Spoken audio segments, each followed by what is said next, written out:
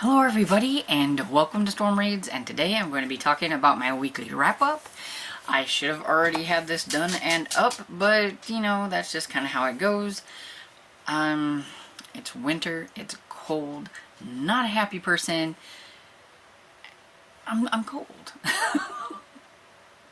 Y'all know I don't function well in cold weather, so I'm gonna hurry up and get this done so I can get back under my covers. But yeah, I need to get this done because I did read quite a bit.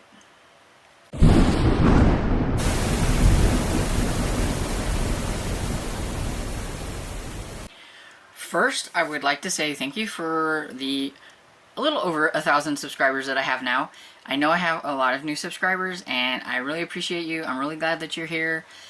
I really was wanting to get over that 1,000 mark, and I would have said something a little sooner. But I got to 1,000 and then it back down to like 994, and I was so bummed. And so I'm like, I'm not going to say anything until I think it's sticking. And I think it might be sticking because now I have like about, I don't know, the last time I looked it was like 1,007 subscribers. So hopefully that means that it's going to stick with the over 1,000 and everything. So yay, I'm so excited. And so my next goal is like the 1,025, which is what I said in my goals video. So I am on my way there, and it's all because of you guys. So thank you very much. And if you haven't subscribed, all you gotta do is pop that subscribe button. It doesn't cost anything. It's free.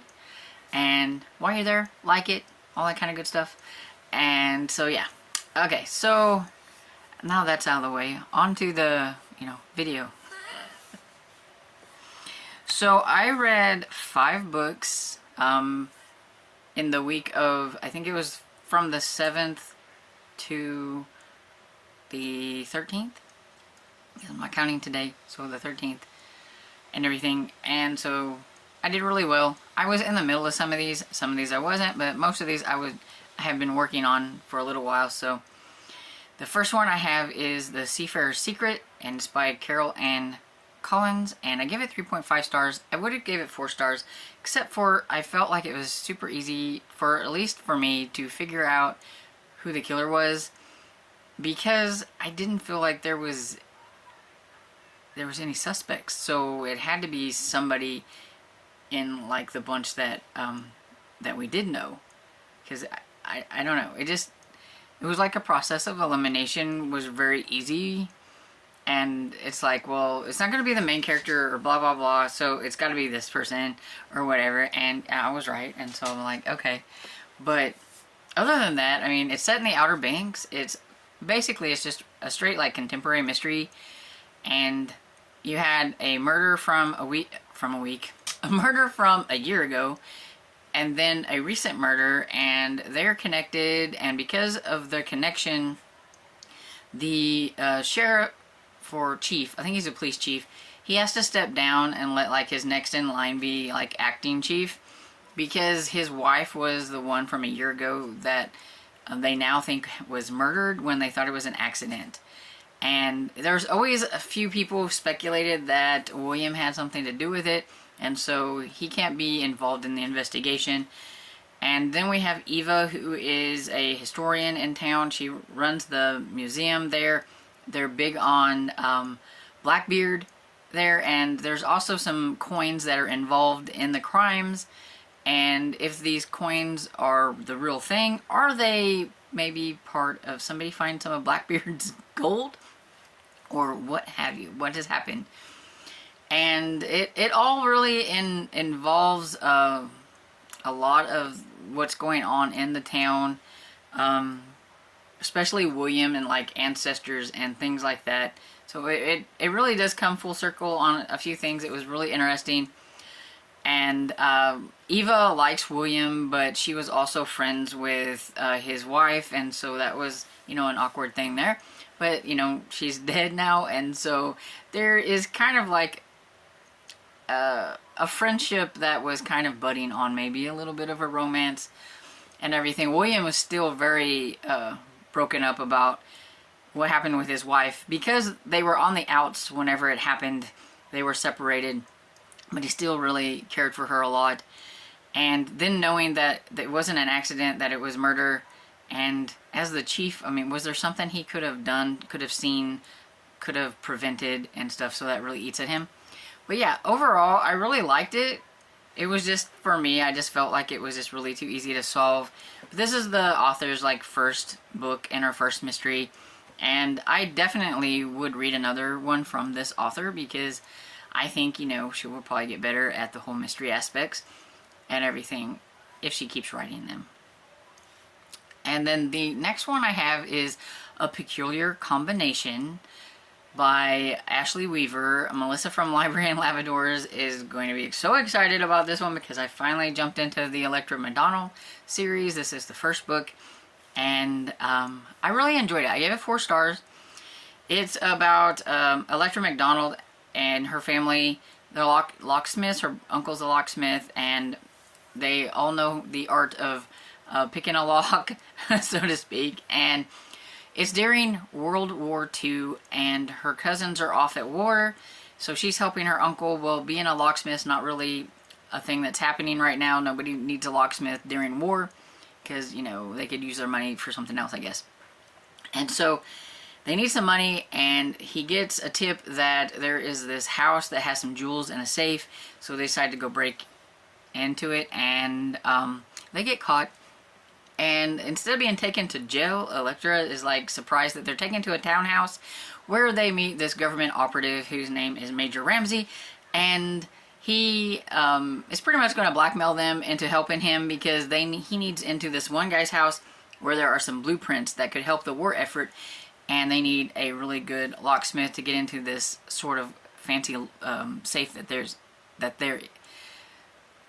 fancy safe that is there. And if she doesn't help, Mick goes to jail, and so that's kind of like their whole bribery thing.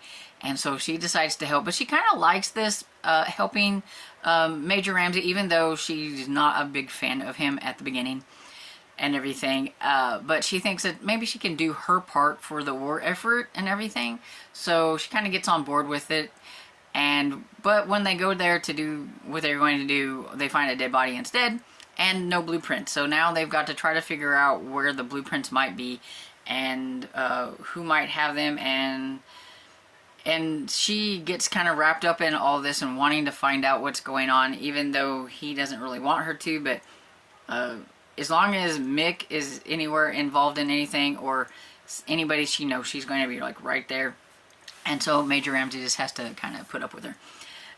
And my only problem is there is a guy named Felix that's like a family friend or whatever, and seems to allude to the fact that maybe Electra and him were maybe supposed to get together or something, but then he went to war and he got injured, and you know, that kind of messes with some things. But now it seems like she kind of may like this Major Ramsey guy. But then there is Felix, and please do not tell me that there's going to be like a love triangle, because I hate those things. So, let me know if that's, like, not going to happen. I need to know either way, but, I hope it's not going to be that. But anyway, I enjoyed it. The next one I have is Hidden Currents by Christy Barrett. I gave this one 3.5 stars. It's a Lantern Beach #1. Even though the main character is a detective, but at the time she's not being a detective, I still feel like this was very much a cozy mystery, even though it wasn't labeled. It is labeled a Christian fiction and a mystery, but it only alludes to like any kind of like Christian thing, is that Ty, one of the guys, goes to Bible study. So, I mean, it didn't feel like Christian fiction to me. It was just that the guy went to Bible study. Okay. But so, anyway, so it's about a detective named named Katie, who becomes Cassidy. Okay, so Katie, who takes down a big gang member. She was undercover, and she ends up in some major trouble there, but she ends up taking this guy out. And now there's a bounty on her head, because it's like a large gang, and so now she's kind of in, I guess, what you would consider kind of like witness protection. because they needed to move her somewhere so that the gang can't find her, while they're trying to do something with all that was happening. Anyway, she needs to be somewhere else. I can't remember exactly, but she ends up in Lantern Beach, and she's supposed to be Cassidy, and she runs a ice cream truck. And anyway, there ends up being a murder happen. A guy washes up on the beach, I think, and she ends up running into this one lady who's crying. She's got a couple of kids. Find out that her husband is being accused of the crime, and she just knows that he didn't do it, and all this stuff. So, I mean, you can take the girl from being a detective, but you can't really take the detective out of the girl. And so she's kind of trying to figure out what's going on but being kind of aloof about it or whatever, or trying to, and everything, because I mean, she is very curious about it. And there's also this guy named Ty who ends up being her neighbor, but when they meet, they didn't get off on the right foot, and he's seen in a truck, and the truck has some lewd comments and pictures or whatever on it, so she automatically thinks the worst of him. But that's like his cousin's truck, it's not his truck, but he needed a vehicle and everything, so, you know, judging somebody before, you know, knowing who they are exactly. So they don't hit it off right at the beginning. I mean, he doesn't really like her very much because of their interactions and all that kind of stuff, but I'm pretty sure he's going to end up being like the love interest. He's trying to figure out what's going on too, because there is a reward for, like, I think $10,000 or something like that, and he needs it because he's trying to start up a company and all that kind of stuff. And so they're kind of working on it together to try to figure out what's going on. And I thought it was okay. It was decent. I think because I am starting to read a lot more mysteries, that I'm starting to be a little bit more, I guess, of a harsher critic. And just because I say that I liked it, I thought it was okay, I'm still giving it 3.5 stars because it didn't wow me or anything like that. I mean, it was just okay, but okay still is good. It's just, you know, it just didn't hit that, like, I would give it 4 stars or somebody else might. But yeah, I thought it was decent, and that if it sounds at all interesting, you should try it out. It's just that, you know, I was listening to it, and it was okay, but it's kind of like, do I really want to jump into book 2 right now? No. Will I read book 2? Probably, but it's just not, you know, like, I think if it's going to be 4 stars or more, I'm going to really, you know, want to get to the next one, or I can't wait to be able to get to the next one or something like that. And it just wasn't that way with this one. Like with The Peculiar Combination, I've already put the second book on my Libby because I am really interested in getting to the second one. And that's kind of how I'm trying to judge things on my ratings. I'm really bad with ratings because, as some people have pointed out, I say okay, everything's okay, but I have a higher okay and a lower okay, I guess. And the next book I have is Second Duke's The Charm by Kate Bateman. This is my first book by Kate Bateman. I'm wanting to read a lot more historical romances, whether new or my retros and everything. And I've heard a lot of good things about this author, so I wanted to try this one. I had this one as an e-arc. It came out in December, but I never got around to it. I was trying. It was one of those books that I was, you know, kind of trying to get to at the end of December, but my reading was just kind of bleh and everything. But I gave this one 4 stars. It was fun. In the, like, prologue, we have Tess, the main character, and she pretty much has been sold off to this really old duke. Like, he's, I don't know, 80s or 90s or whatever, so gross, because she's like either a teen to maybe early 20s. I'm guessing probably a teen. I don't really necessarily remember, but she was young and everything, and her father just wants the money that he can get and the prestige of her being with this duke. And so it's their wedding night. She has a gun. She is ready to do whatever to not have anything happen. And she has her 2 best friends, which they are hilarious. I can't wait to see what happens with them. You have Ellie and Daisy, and they come busting into the room saying that there's like a fire someplace, trying to get her out of there as much as possible. But he's on the ground, he's dead. And like a heart attack or whatever it was before anything even happened, which good for her because she didn't have to go through with anything. But the only problem is now they have to come up with a plan, because if people find out that she didn't consummate the marriage, I guess that she could be sent back to her father, and she doesn't want to, but she could live off of the duchy, I think that's what it's called, the money that was promised to her. Even if the guy died, she would still get like this money. And so they kind of come up with a scheme, and now you're like, you know, a year has gone by, and you find out that they've been trying to locate the next duke, and from a series of things, this poor guy has been trying to trace down the next duke, finally comes up with this guy Justin, who is probably like 8 down the line or whatever, and would never ever think he's going to end up being duke. And he's like a businessman, he has his own thing going on, he doesn't want anything to do with it, but he ends up having to take over this duke thing. And so he has to deal with her. When he finds out that like the old duke was like in his like 80s or 90s or whatever, he's thinking, oh well, the Duchess is going to be really super old. And come to find out she's not, and everything. And some things happen, I'm not going to say, but anyway, just say that they kind of met previously before they knew that he was going to be the duke and she's the Duchess or whatever.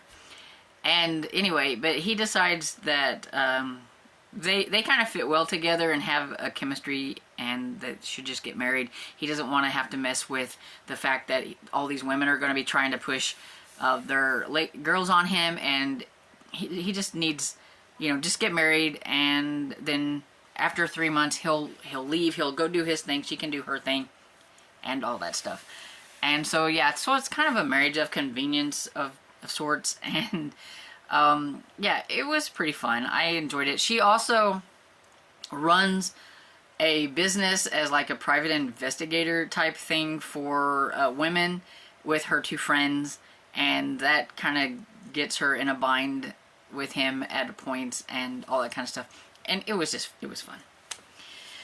Then the next one I have is Murder at the Picadilly Playhouse by C.J. Archer. I give this one 4 stars. This is the second book in the Cleopatra Fox series.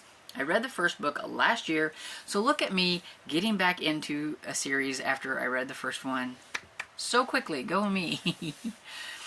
And this one, I liked it a little bit better than the first one. In the first book, I thought Cleopatra kind of jumped to conclusions on some things, got somebody in trouble at the hotel, got him fired, and everything. So this one kind of involves that guy and everything. She feels bad about what happened, so she's trying to be helpful to him. He has opened a private investigative service, and she wants to have her name on there with him at the private, because she wants to do it too, but he doesn't want her anywhere near his private investigating service. But I mean, do you blame him?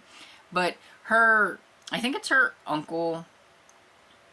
Yeah, I haven't quite got them down yet. I mean, it's only 2 books in and I read so many, but I think it's her uncle that owns this really prestigious hotel that she stays at. And she's not used to being that way. Her family that she come from wasn't wealthy.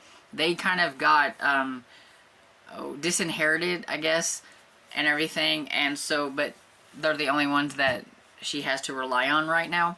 So she's used to taking care of herself and doing things on her own.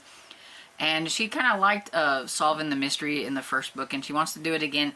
And there is a lady who, she dies at the Picadilly Playhouse. She is an actress, but she is also the mistress to this wealthy guy that is at the hotel. And so she has decided to figure out what is going on with that. She wants to include this guy that, you know, she had gotten in trouble from the first book, but he doesn't want anything to do with it.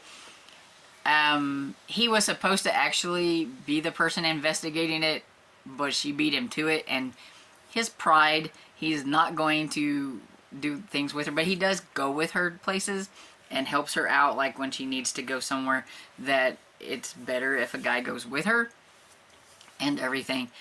And I really enjoyed this one just a lot better than the first one. I'm kind of curious to see what is going to happen with the next one, because I have a feeling she's going to work it into where she's going to be working with him in his private investigation services, whether he wants her there or not.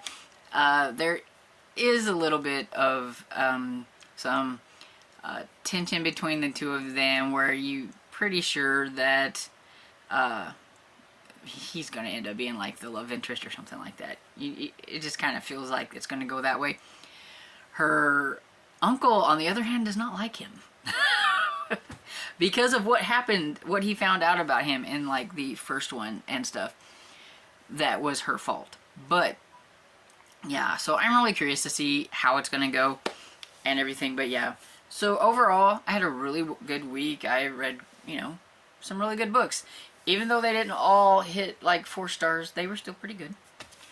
I am still in the middle of Haunted by Heather Graham. I have gotten a little ways into it, but not a lot. I just need to buckle down and do some reading on this. It's just eyeball reading. The font's so small. Also, I am reading On the Moonstone by Wilkie Collins. I'm listening to this on audio, thank goodness, because the font's even smaller in this one than the other one. I am this far into it, and I'll be honest, I don't know why people like this. It's kind of boring. The butler rambles, and he's wordy. It's very wordy, and it's like, get to the point, dude. He has to like go through all of this stuff before he even tells you what happened and how the diamond was stolen.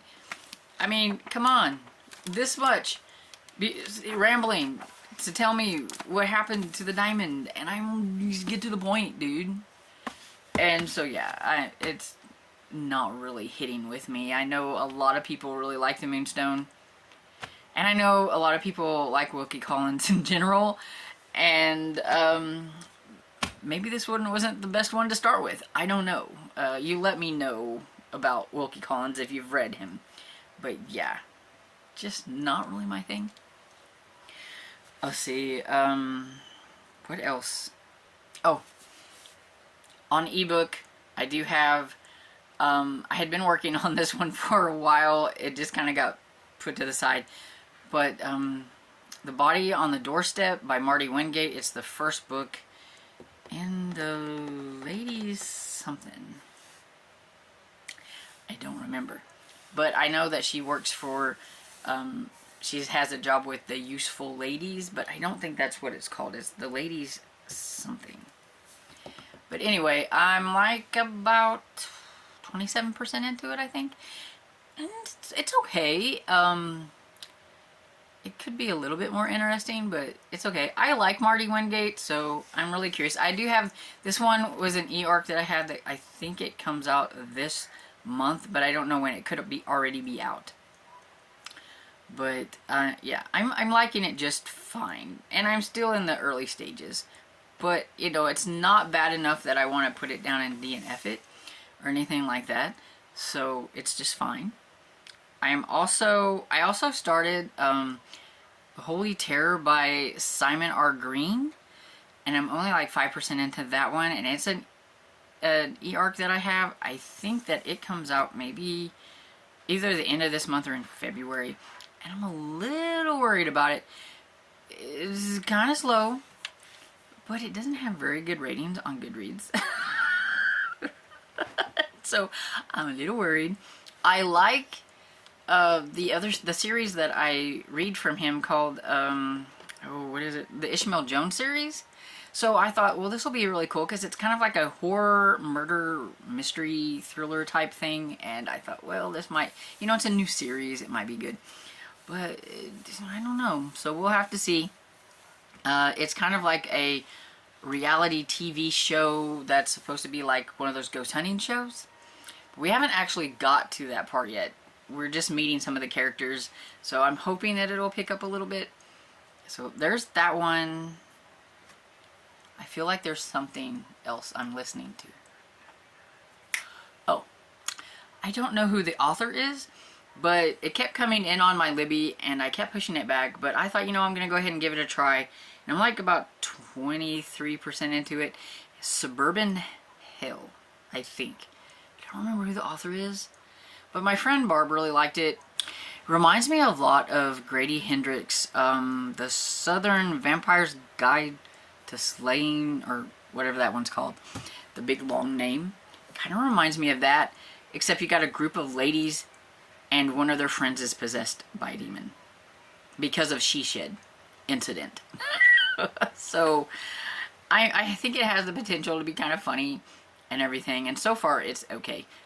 One of the ladies is just now figuring out that there's something not right with their friend and everything, so we'll see how that goes.